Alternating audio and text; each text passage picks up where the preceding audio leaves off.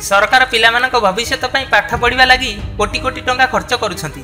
ताहा सतरे कामरे लागुछि कि बाट मरणा हेउछि। आसंत देखिबा कटक जिला सालेपुर ब्लॉक तेंतुल पंचायत रे सरकार माइनर स्कूल एवं हाई स्कूल दुईटी जाक मिलित होई हाई स्कूल रे प्रधान शिक्षक अधीन रे रहियो बोली आदेशनामा जारी करिसेंती। सेहिपरि तंतल जयंती सरकारी उच्च विद्यालय एवं 200 मीटर अधीन रे थिबा जयंती माइनर स्कूल प्रधान शिक्षयित्री अधीन रे थिबा बेले ग्रामवासी एवं स्कूल रो पूर्वतन कर्मचारी अभियोग करिसेंती उच्च विद्यालय प्रधान शिक्षयित्री माइनर स्कूल 200 मीटर अधीन रे थिबा केबे माइनर स्कूल को तदारख करू नाहंती कि स्कूल को आସୁଥିବା अर्थ बाटमारणा करुछंती। मु प्रताप जेना लोक किए कौन मोर करिपारियो बोली चेतावनी देउछंती।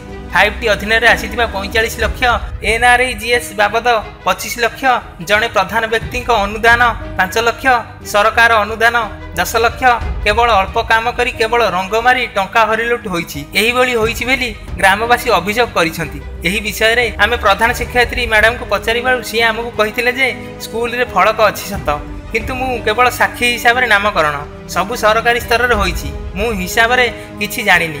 नूतन कंप्यूटर आसीछि सत सी पुणी अचल पिलामानक काम रे आसुनी। एठी देखिबा सरकारी कल रे केते दुर्नीति हेउछि।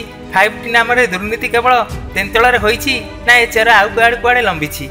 नूतन सरकार को एतिक निवेदन सरकारी अनुदान रे आसीथिबा अर्थ सदुपयोग रे लागू एवं जेउ सरकारी बाबू हरिलुट करिसेंती दृढ़ कार्यानुष्ठान तांका प्रति निया जाऊ। देवपृष्टि तेंतुल आमर जयंती हाई स्कूल रे 5T उपरे सरकार देइथिले 45 लाख टंका। ता पूर्व NREGS अन्य बाबद भी 25 लाख पाखापाखि टंका आसीछि। आउ जने बदान्य व्यक्ति 5 लाख देते सरकार आउ 10 लाख मिसे 15 लाख दिया हितला। एते गुडा पैसा आसिले मध्य एठी किछि सेमिति काम होइनी। आनुमानिक जा 8-10 लाख टंका भीतर काम होइछि। सब रंग बोली देकिनी बिल को नै जाइछन्ती। परिचय होछि अशोक कुमार महांती घर तेंतुल।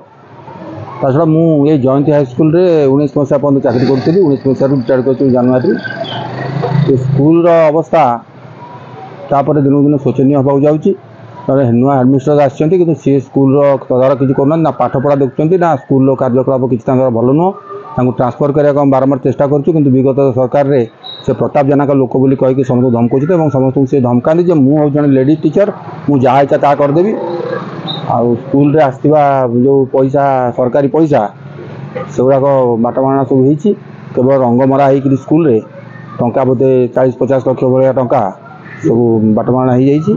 हाँ मु Shrimati Arundhati Nanda MSc BD headmaster Jayanti government high school नहीं हेडमिस्ट्रेस हिसाब से मुझे जानी माने से माने सरकारी स्तर में सब कम निजे निजे कर खाली आम उपरकू नाम मात्र भाव में माने साक्षी भाव में रही जेहेतु हेडमास्टर कि आमर से कौटी 5 पैसा आम खाइनु बर मुझे चा फा कर लेबर काम करते मुझे चा फा बर दे।